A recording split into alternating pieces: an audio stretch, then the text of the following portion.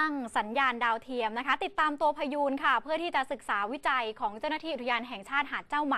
กับคณะสัตวแพทยศาสตร์จุฬาลงกรณ์มหาวิทยาลัยค่ะล่าสุดค่ะการติดตั้งก็เป็นไปด้วยดีนะคะเจ้าหน้าที่พบว่าพยูนตัวนี้สามารถเดินทางในเส้นทางใช้ชีวิตได้ตามปกติโดยไม่พบอุปสรรคค่ะ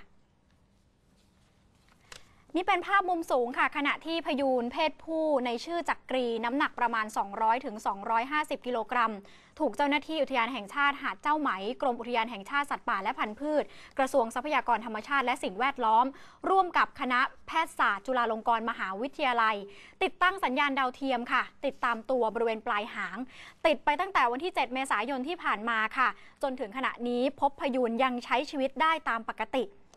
นายมาโนช วงศ์สุรีรัตน์ค่ะหัวหน้าอุทยานแห่งชาติหาดเจ้าไหมก็ออกมาเปิดเผยนะคะว่าการติดตั้งสัญญาณดาวเทียมติดตามตัวพยูนจักรีซึ่งดาวเทียมได้ส่งรายงานข้อมูลมาในเวลา 7 นาฬิกาของทุกวันรวมจำนวนแล้ว 4 วันก็พบว่าพยูนตัวนี้ยังคงว่ายน้ำใช้ชีวิตหากินได้ตามปกติ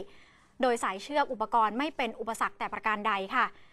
ในแต่ละวันพยูนจักรีจะว่ายน้ำไปอาศัยอยู่บริเวณหัวแหลมเกาะมุกและพอตกกลางคืนจากสัญญาณดาวเทียมจะพบว่าพยูนจักรีก็จะเดินทางไปอาศัยอยู่บริเวณด้านหลังของเกาะกระดานแล้วก็ย้ายไปนอนอยู่บริเวณร่องน้ำระหว่างเกาะมุกกับเกาะกระดานในทะเลของจังหวัดตรังนะคะสำหรับการติดตั้งสัญญาณดาวเทียมเพื่อศึกษาวิจัยวิถีชีวิตของพยูนเส้นทางการหากินแหล่งหลับนอนครั้งนี้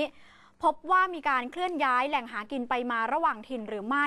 และตรวจหาพันธุกรรมเพื่อเก็บไว้เป็นหลักฐานงานวิจัยสัตว์ทะเลหายากที่มีแหล่งอาศัยฝูงใหญ่ที่สุดในจังหวัดตรังค่ะ